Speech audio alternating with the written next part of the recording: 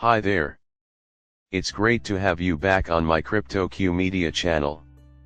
For the XRP community, it is particularly notable that Warren Buffett is selling stocks like never before, including Apple shares, and has approximately $2 trillion in cash.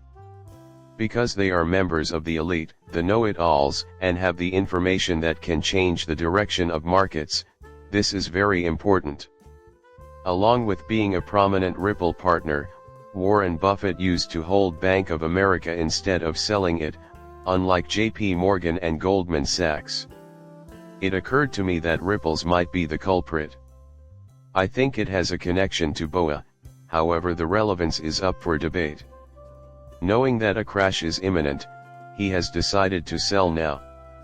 On the other hand, September 18th is when everyone thinks the Fed will decrease interest rates. Rate reduction will continue.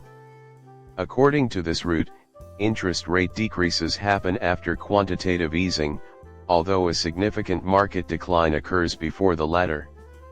If you're looking to lock and load crypto positions, this pullback is probably your last chance.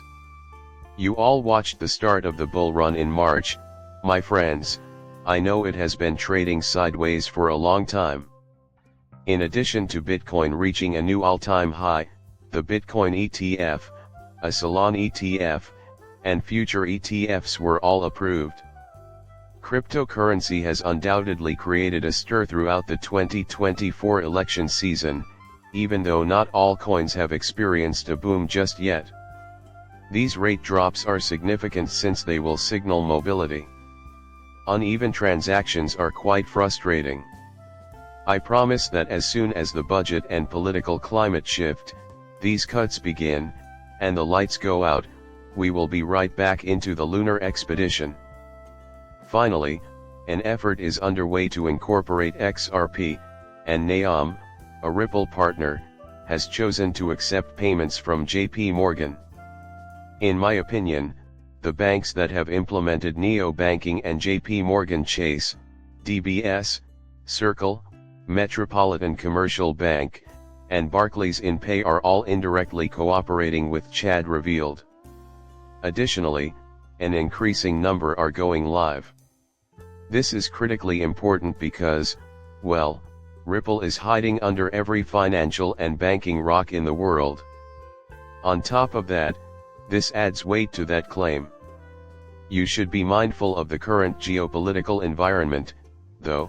Russia is planning to start using cryptocurrencies for international payments.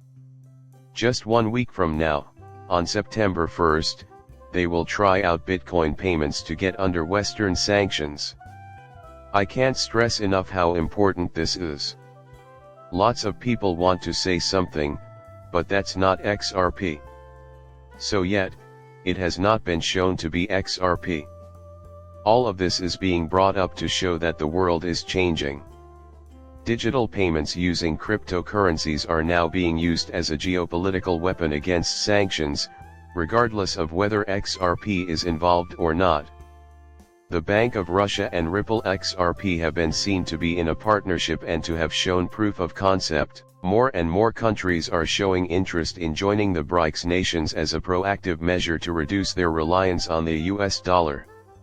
Russian officials are planning to construct a state-backed cryptocurrency exchange similar to China's and the BRICS peg stablecoins in an attempt to sidestep US sanctions.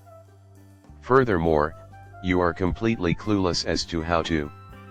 To the best of our knowledge, BRICS's proposed monetary system is the first openly discussed alliance of its kind outside of the United States.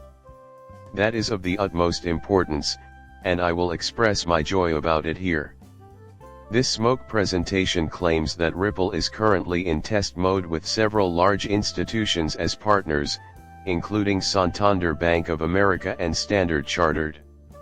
These large banks are likely still in the testing phase and have not yet implemented Ripple's technology into their actual, day-to-day operations, which is why XRP has not experienced rapid price movement. Banks have been dealing with Ripple for around 10 years, and despite their slowness, it doesn't matter. Once these tests are complete and a strong case is made to transition to XRP, its real worth will be known. Additionally, I would like to mention that XRP has previously had proof of concept meetings with the Bank of Russia.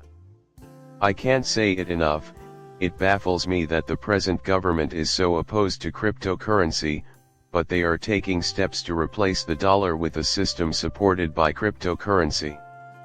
Their efforts to accept crypto while simultaneously attempting to slow it down with restrictions are perplexing. They are essentially taking a risk-averse approach in that scenario. As the new global system is coming to a close, it becomes clear that the dollar is unable to continue serving as the reserve currency. At this very moment.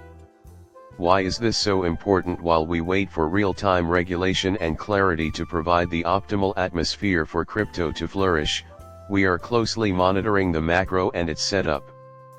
Rate cuts are scheduled for September, which will set the stage for the optimum fourth quarter into first quarter of 2024-2025 bull run. Hello and welcome to the day.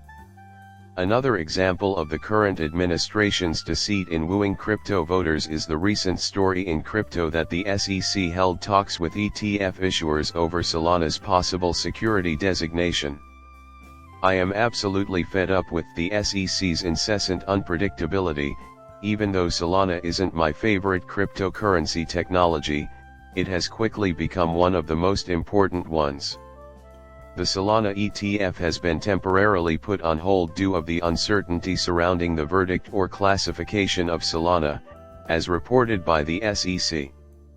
To be sure, we're in a special situation to actually execute the crypto bull run right now, therefore I think this is vital. Democrats, said Eleanor Tourette, have been trying to look disingenuous by saying they support cryptocurrencies throughout campaign season, but they still hate this new technology.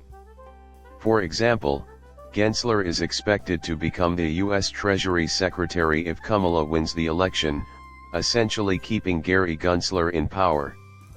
Do you think it's real? With this, China would gain a decisive advantage in global politics.